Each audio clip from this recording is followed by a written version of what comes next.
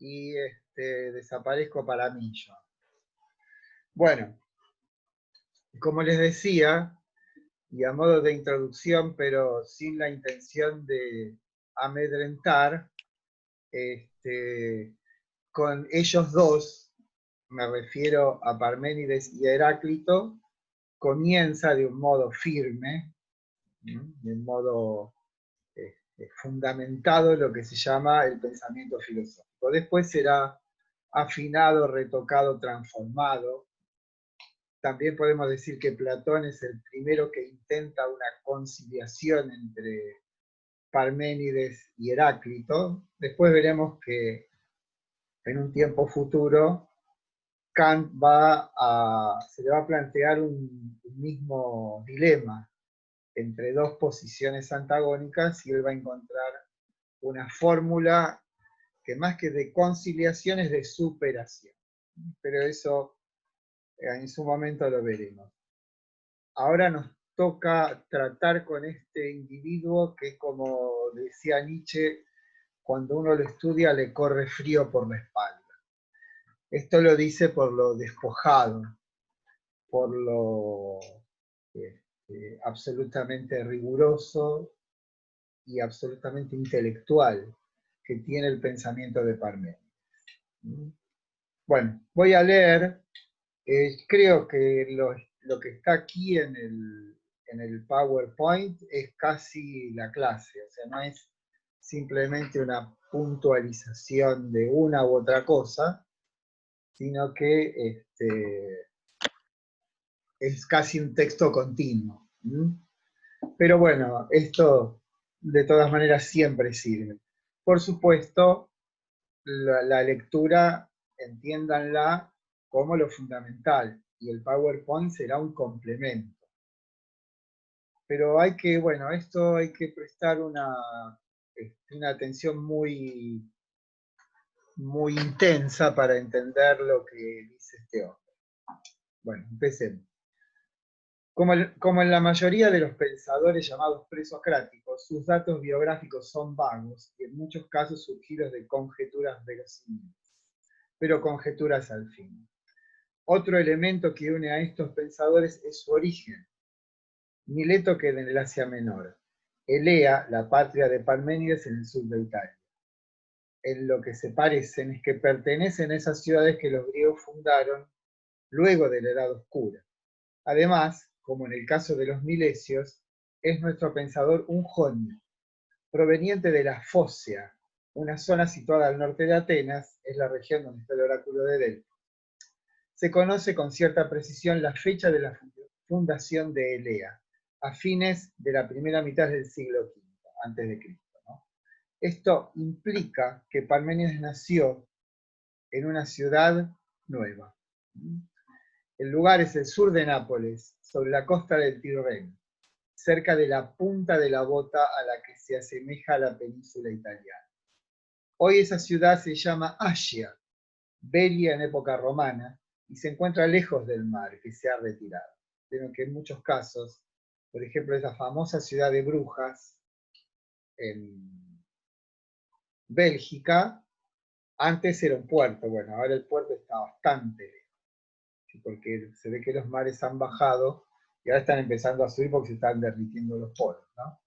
Bueno, recordando nuestro encuentro con Bernal, podemos decir que los dos polos en los que surgió el pensar son el Asia Menor y el sur de Italia, con la peculiar característica que en la primera primó una intensa atención sobre los fenómenos de la fisis, de la naturaleza, desentendidos de la conducta y el destino humano, como si allí se instituyese el prototipo del hombre científico, solo atento a lo que los testimonios de la naturaleza dicen. Mientras que en la segunda el pensamiento tuvo un interés en cierto sentido terapéutico, inclinado a mediar la salvación a través del conocer. ¿Se acuerdan los 3 capítulos de Bernal?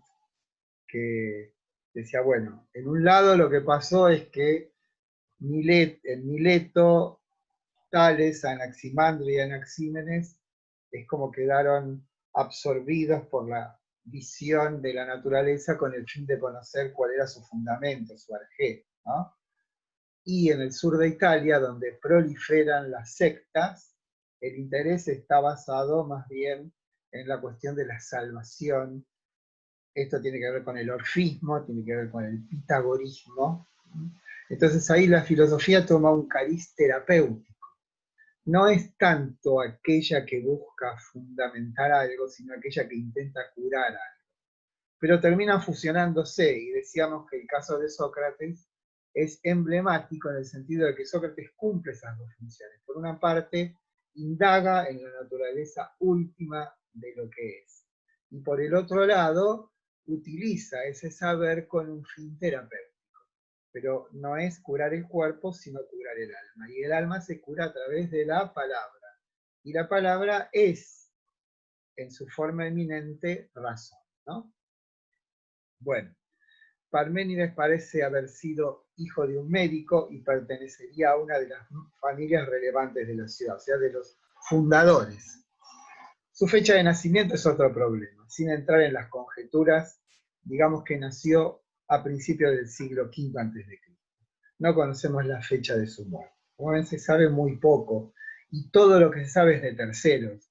A nosotros no nos llegó el poema de Parménides, a nosotros nos llegaron fragmentos dispersos que después los reúnen. Bueno, ya algo me adelanté, hay algo extraño en Parménides, y es que escribe un poema. Eso es raro porque ya en esa época la manera tradicional de transmitir el saber ya no era más la poesía, sino la prosa. Entonces parece como que Parménides da un paso atrás. Aquí les voy a leer un texto de Giorgio Colli, es muy interesante, es una ficha, se las leo.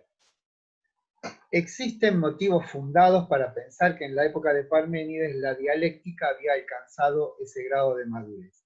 Cuando se habla de dialéctica se habla de combate entre individuos a través de la palabra, ¿no? Ahí es donde está este asunto de transformar la palabra en una técnica.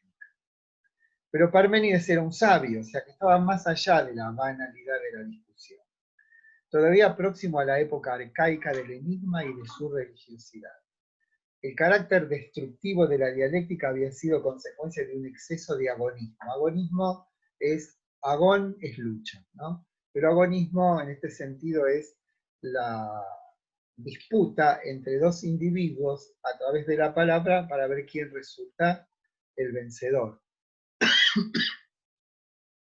En un plano exclusivamente humano, aun cuando en aquel áspero florecimiento de la razón se podía rastrear la acción hostil y diferida de Apolo. Bueno, eso después vamos a ver cuando leamos a este texto de Colli, vamos a decir alguna cosita, porque es realmente interesante y también nos va a servir como síntesis, ¿no? Así como Bernard nos sirvió como síntesis de la primera parte del programa, Colli nos va a servir de síntesis de toda la primera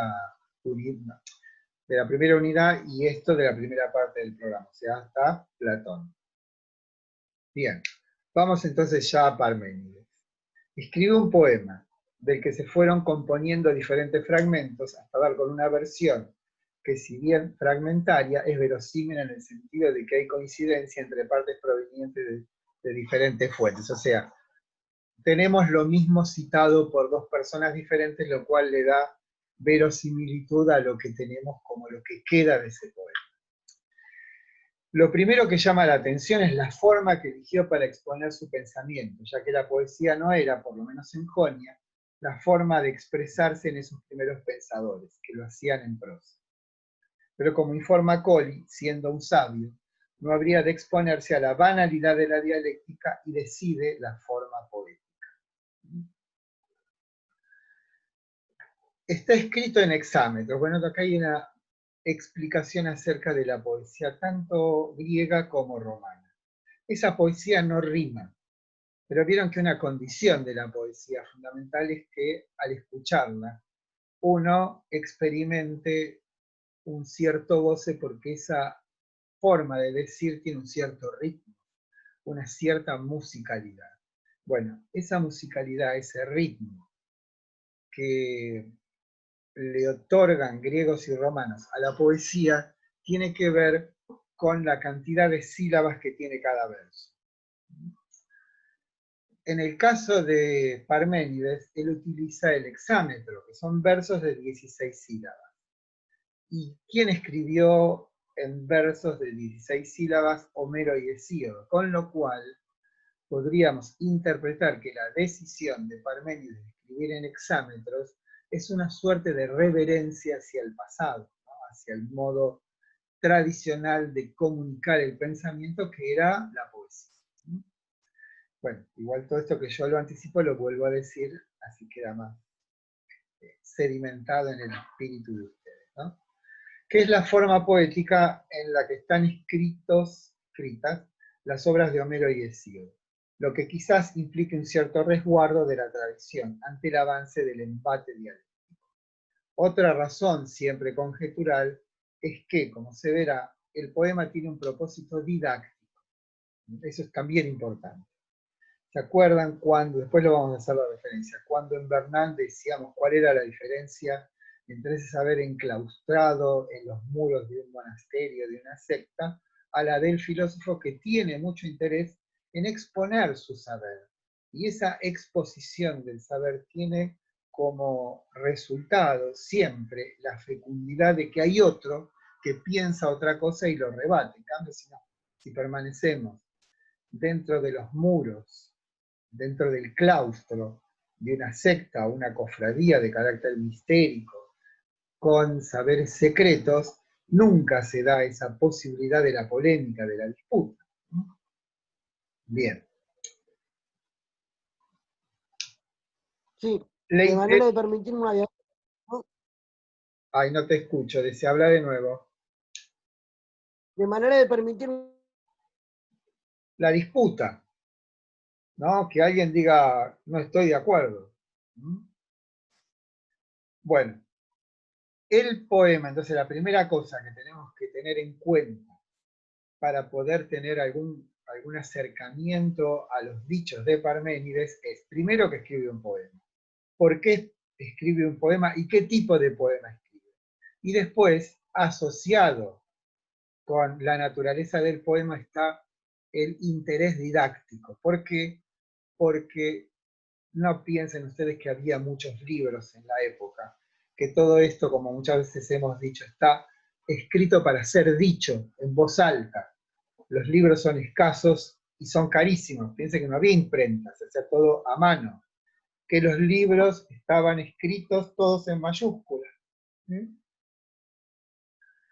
Entonces, el carácter del poema está asociado a su espíritu didáctico, esto es, a que esto sea comprendido por la mayor cantidad de gente posible. Bueno, ahí está lo de Bernard. El poema, en síntesis, preserva de la objeción banal de la sofística naciente e implica una cierta reverencia por la tradición y exhibe un propósito didáctico. Ustedes están viendo el PowerPoint, ¿no? Sí, sí, se ve. Ah, Sí, bien. profe. Si no, bueno, aquí vamos, ya pasamos. O sea, tenemos primero una presentación formal. Este hombre Parménides, nacido en el sur de Italia, donde proliferan las sectas filosófico-religiosas de carácter soteriológico, esto es salvífico, escribe un poema didáctico. Y en ese poema expone, o de esa forma, la del poema, expone su pensamiento. Ahora vamos a ver en qué consiste esto, que es tan arduo. Primero vamos a hacer una incursión filosófica por la noción de ser. Vieron que en el texto de Jäger dice el misterio del ser.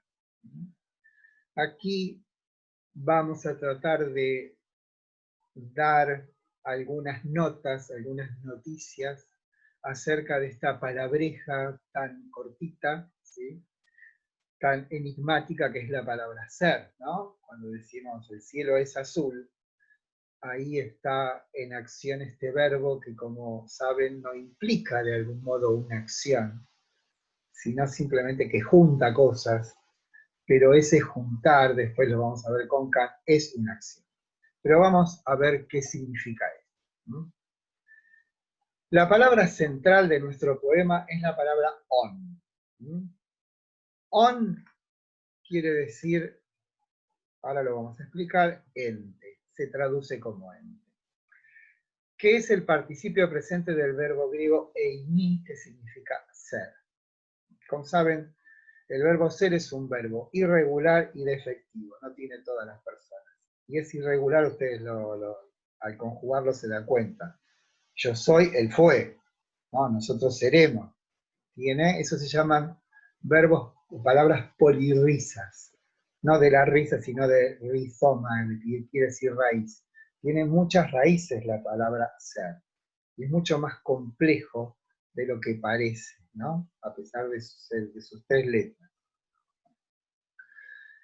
El participio presente de ese verbo no existe en todas las lenguas. Por ejemplo, el latín no lo posee. Y nuestra palabra ente, que es justamente lo que on significa, es una creación medieval.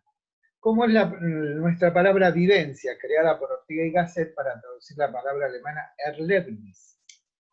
Bien, o sea, ni en latín ni en castellano existe el participio presente del verbo ser. En griego sí existe y significa ente.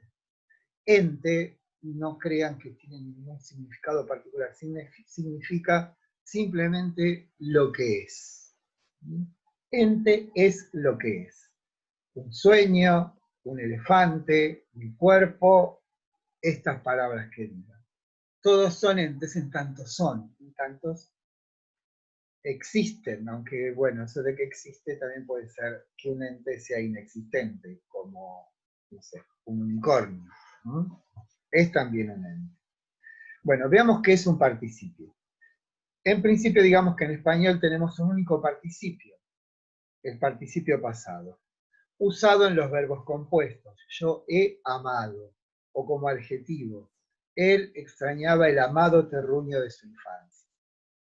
En griego, como habrán leído en el texto de Quito, hay 7. Yo creo que dice que son 7, pero no me acuerdo muy bien. Y tienen la particularidad, en español ha perdido su aspecto verbal y se ha convertido en adjetivo, como amante, que en latín es un participio presente. Amans, amantis, es en latín un participio presente, no es un adjetivo. ¿Qué es lo que tiene de particular el participio? Bueno, acá lo digo, que participa de las características del sustantivo y del verbo. En castellano, para traducirlo, en general debe apelarse a una perífrasis.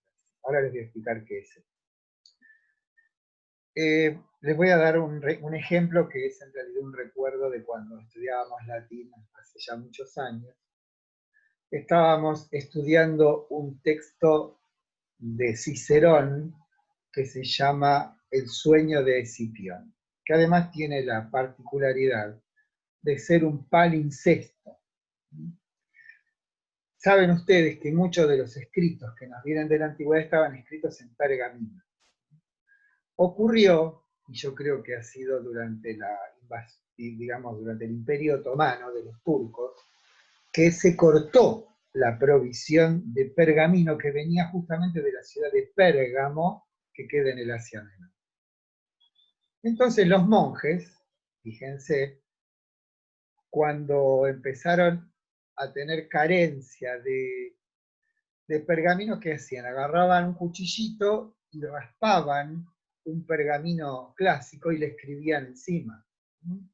Como cuando nosotros borramos y después volvemos a escribir. Bueno, muchos textos clásicos se han recuperado mirando a trasluz, o sea, viendo qué era lo que estaba dicho en el original. Bueno, el sueño de Escipión es uno de esos casos, un palincesto, así se llama. Y lo que recuerdo es que la frase en latín decía osculans ne cumplexus me. Osculans quiere decir besar, es el participio presente del verbo besar. Y complexus es el participio presente del verbo abrazar. Entonces, en el sueño de Escipión, dice Cicerón que lo ve osculans que complexus me. Entonces, la profesora nos dice, miren, aquí tienen dos participios presentes, debieran traducirlos como, y entonces se me acercó abrazante y besante. Eso en castellano no lo podemos decir, pero sí en latín y en griego. ¿Por qué? Porque en la palabra está tanto el sustantivo o el adjetivo como el verbo. Por eso es participio. Participa de la naturaleza del sustantivo y del verbo. Y lo de la perífrasis es que para poder traducir eso tenemos que decir, y entonces él se me acercó con la clara intención de abrazarme y besarme. ¿Se dan cuenta? Eso es lo que se pierde con este tipo. Bueno, se pierden. Pero en griego el participio es muy importante. ¿Por qué? Bueno, porque da esa sensación de continuidad y de acción. Bueno, perdón por esta interrupción. Bien, nuestro participio presente del verbo ser debiera traducirse como lo siente, no de sentir, sino de aquello que permanece siendo. Por eso se lo puede traducir como gerundio, siendo. Bien, dejemos al ente por un momento y fijemos nuestra atención en la más enigmática, no sé, no me acuerdo qué dice ahí, palabra ser, ¿no? Y aquí empieza parte de nuestro enigma de hoy. Todo ente es, pero el ser no es ningún ente. Acá tenemos una diferencia. Yo no digo ser para nombrar a algo en particular. Sí digo ente para nombrar a algo en particular. Partamos de esta diferencia y digamos que aquello que hace que el ente sea es el ser. De allí que la disciplina filosófica central de la filosofía sea la ontología, que significa justamente el pensar lo que es. Y a este en un sentido eminente, lo que significa que se lo indaga no según sea para esto o aquello, como lo hacen las ciencias, sino para indagar en su naturaleza independientemente de su uso. Parménides, en su poema, nos brinda el primer tratado de ontología de Occidente. Y en él de lo que se trata es de trazar las notas esenciales de lo que verdaderamente es. Para otorgar un poco de luz, esto es, explicitar lo que venimos diciendo, apelemos a un ejemplo. Supongamos que aquí sobre la mesa está un celular. Hay dos personas que lo observan. Uno pertenece a nuestro mundo y seguramente indagará en sus características técnicas, su precio, etc. El segundo es un individuo de una comunidad arcaica, de las que nos mostró Mircea. ¿Se acuerdan, no? Observa el celular y diría quizás, es una excelente arma arrojadiza. Actualice ahora para el... Bien. Bueno, evidentemente no lo tendría que haber hecho esto.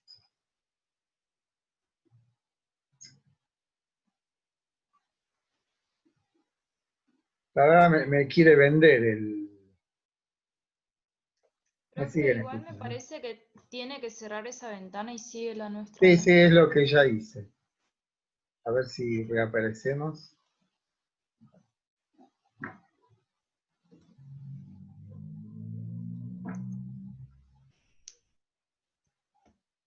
¿Ves? Acá me agarra como...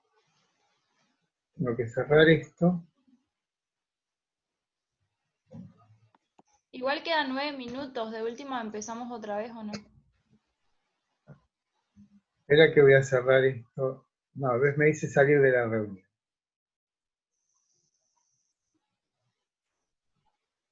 Claro, ahí me está que... Bueno, salgo de la reunión y seguimos, ¿sí? Total, faltan unos minutos, ¿sí? La reinicio enseguida, ¿sí?